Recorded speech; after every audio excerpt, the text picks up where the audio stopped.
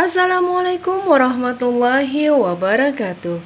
Hai teman-teman, selamat datang kembali di YouTube channel saya, Dapur Rien. Kali ini saya akan share ke teman-teman cara membuat nastar. Nah, teman-teman, langsung saja kita ke bahan-bahannya ya. Di sini saya menggunakan 500 gram tepung terigu segitiga biru atau tepung terigu protein sedang. Kemudian di sini saya menggunakan 500 gram margarin. Di sini ada selai nanas, teman-teman, nanti gunakan secukupnya. Teman-teman bisa cek cara buat selai nanas itu di video saya yang sebelumnya.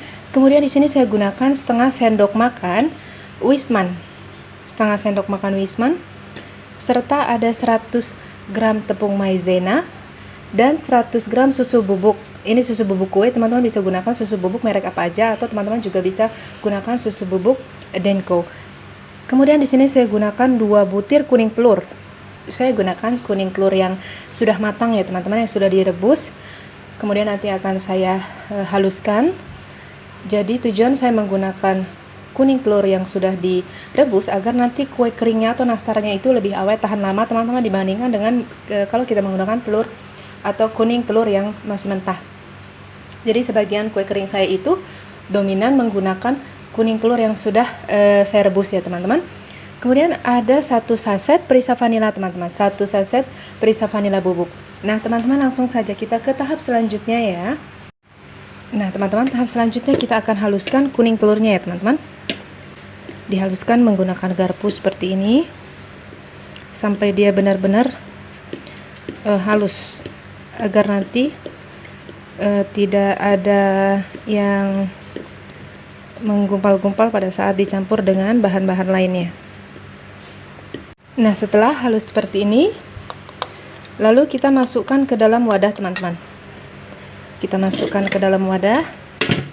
Jadi nanti saya tidak menggunakan mixer sama sekali ya teman-teman, hanya diaduk-aduk manual aja. Kita masukkan. Setelah itu kita masukkan Wisman teman-teman, yang setengah sendok makan ini. Jadi untuk komposisi bahan-bahannya ini sudah baku ya teman-teman. Kenapa saya gunakan hanya setengah sendok makan saja? Karena kalau teman-teman nanti tambahkan menjadi 1 sendok makan, nanti kuenya itu akan ambiar. Ketika dipegang pun dia akan rapuh dan nggak bisa disusun di dalam toples ya teman-teman. Ini resep turun-temurun, resep jualan saya, resep andalan saya. Sama sekali tidak menggunakan mixer. Jadi bagi teman-teman yang tidak memiliki mixer pun bisa bikin nastar ya teman-teman. Kemudian kita masukkan perisa vanilanya, kita masukkan susu bubuknya serta tepung maizenanya. Tepung maizena ini fungsinya teman-teman agar nanti adonannya elastis. Jadi ketika teman-teman bulat-bulatkan adonannya, ketika hendak diisi dengan nastar, adonannya itu bagus, jadi tidak retak-retak, dia elastis, bisa menutup nanasnya dengan sempurna. Jadi untuk maizena ini harus wajib ya teman-teman, wajib digunakan. Selanjutnya kita masukkan tepung terigu. Ini saya gunakan tepung terigu kemasan, jadi nggak perlu disangrai lagi. Serta saya masukkan margarin yang 500 gram teman-teman. Kita masukkan. Dan di adonan ini untuk kue nastar saya sama sekali di bahan kulitnya ini saya tidak menggunakan gula sama sekali teman-teman, karena pelanggan setia saya itu tahu banget kalau nastar saya itu untuk kulitnya tidak manis.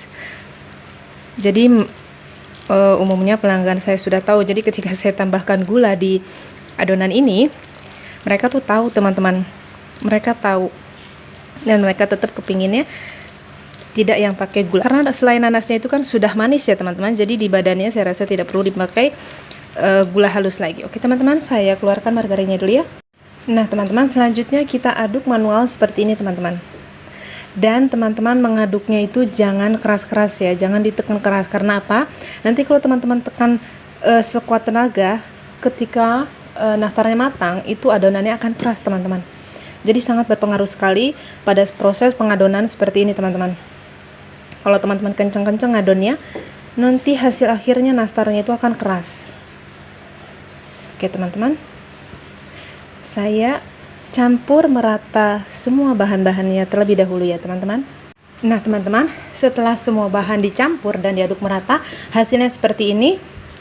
Dia sudah elastis teman-teman, adonannya itu sudah elastis, udah pas banget. Jadi teman-teman jangan ada yang dikurangi ataupun ditambahkan dari komposisi bahan tadi ya teman-teman, karena nanti kalau teman-teman ada yang teman-teman kurangi atau teman-teman tambahkan sedikit aja, itu akan berubah nanti untuk hasil akhirnya.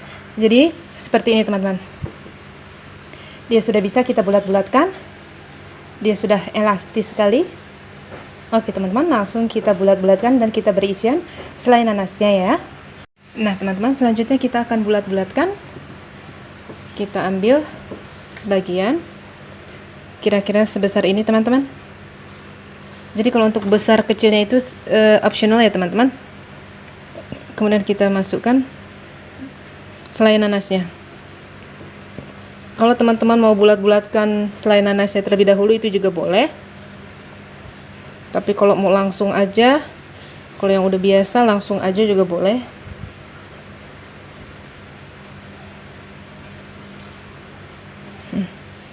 Seperti ini teman-teman.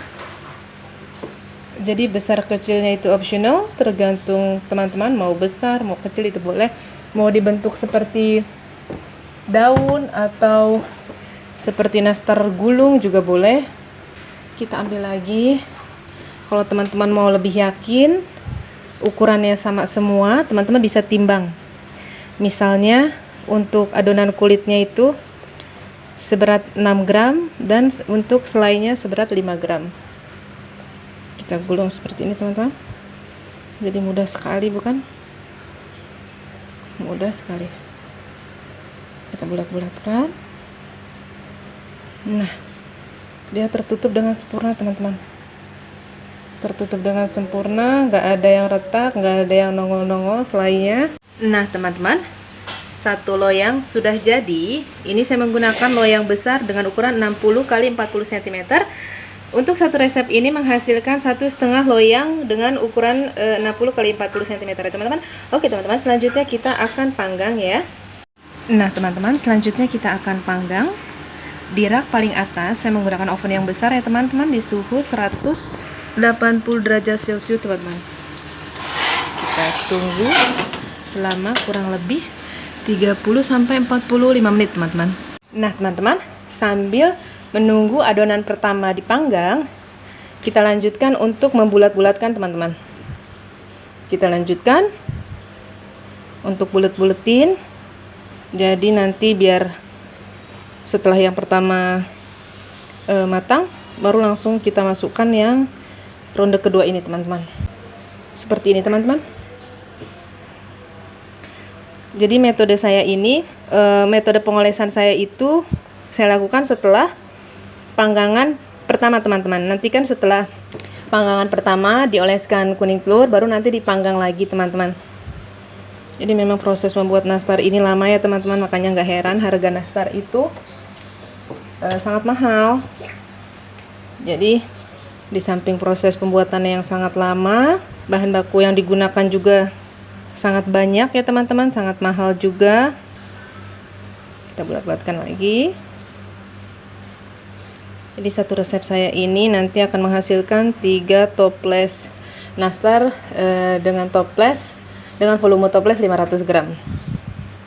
Nah, seperti ini teman-teman. Cantik sekali bukan? Nah teman-teman, 30 menit pertama kita balik, sepertinya dia masih basah. Kita tunggu sampai 15 menit lagi ya. Jadi total waktu panggang untuk panggangan pertama itu 45 menit teman-teman. Nah teman-teman, selanjutnya kita akan buat olesannya, olesan nastarnya. Di sini saya gunakan 6 butir kuning telur. Kemudian ada 1 sendok teh butter, teman-teman juga bisa gunakan margarin atau minyak sayur kalau nggak ada margarin atau butter. Kemudian ada setengah sendok teh SKM atau susu kental manis. Jika teman-teman tidak punya SKM, teman-teman juga bisa ganti menggunakan madu ya teman-teman, sebanyak setengah sendok teh. Kemudian kita akan aduk kuning telurnya dulu, kita ratakan. Kemudian kita saring ya teman-teman. Kita saring itu wajib karena pasti ada putih telur yang kental itu. Kalau tidak disaring, nanti ketika dioleskan nanti olesannya itu nggak mulus teman-teman, atau belang-belang. Jadi kita wajib saring, karena pasti akan ada yang menggumpal-gumpal yang tersaring. Nah seperti ini teman-teman, masih ada gumpalannya. Jadi gumpalan ini nanti nggak bagus kalau masuk di atas olesannya teman-teman, kalau tercampur di olesannya. Selanjutnya kita campurkan butternya dengan SKM ya teman-teman. Kita campurkan, kemudian kita aduk lagi.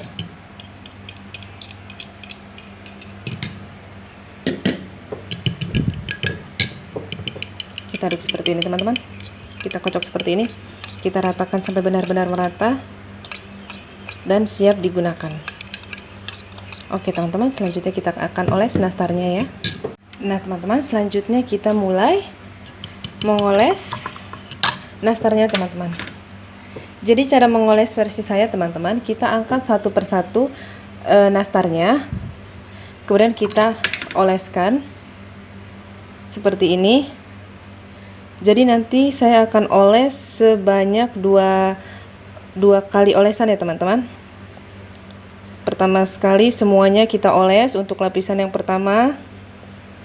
Selanjutnya ketika sudah semua kering, kemudian dilanjutkan dengan olesan yang kedua. Nah, jadi kalau dipegang seperti ini teman-teman, jadi tertutup semuanya.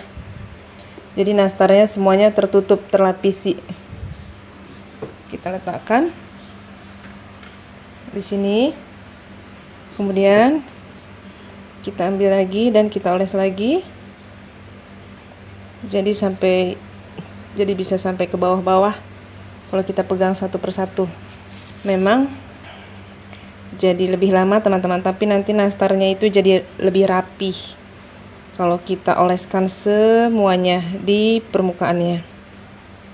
Nah teman-teman, setelah olesan untuk lapisan pertama, selanjutnya kita oles kembali untuk lapisan yang kedua. Kita mulai dari nastar yang pertama dioles tadi teman-teman. Kita angkat lagi seperti ini teman-teman, kemudian kita oleskan kembali. Jadi olesannya itu ada dua lapis ya teman-teman, lapis pertama dan lapis kedua. Kita letakkan, kita angkat kembali.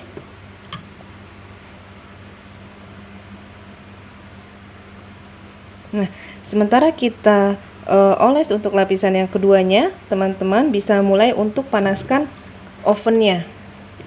Jadi untuk proses panggang setelah dioles itu saya akan gunakan oven listrik teman-teman. Teman-teman juga bisa gunakan oven gas, tapi kalau menggunakan oven listrik untuk memanggang setelah dioles itu lebih cantik teman-teman hasilnya.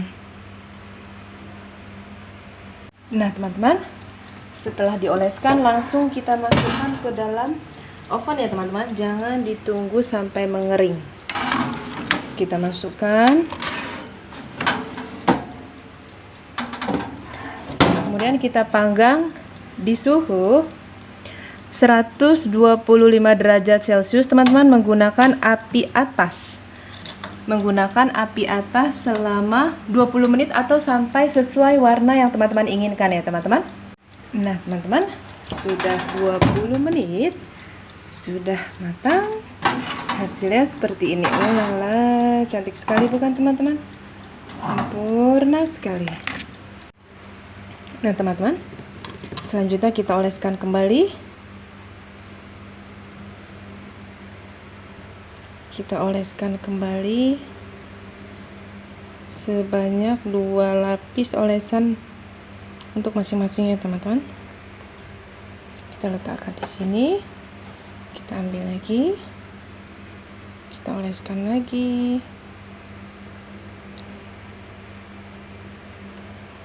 kita oles untuk lapisan pertama dulu.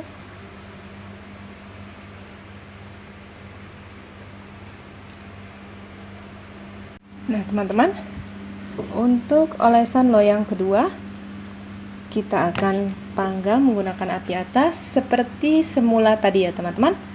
Hasil panggangan yang kedua sudah Matang juga. Ulala, cantik sekali bukan teman-teman? Sempurna sekali, cantik sekali. Nah teman-teman, nastarnya sudah matang, hasilnya seperti ini. Ulala, cantik sekali bukan teman-teman? Sempurna sekali, dia mengkilat sekali, dia sangat glowing. Jadi satu resep ini saya menghasilkan 3 toples bulat seperti ini dengan volume 500 gram.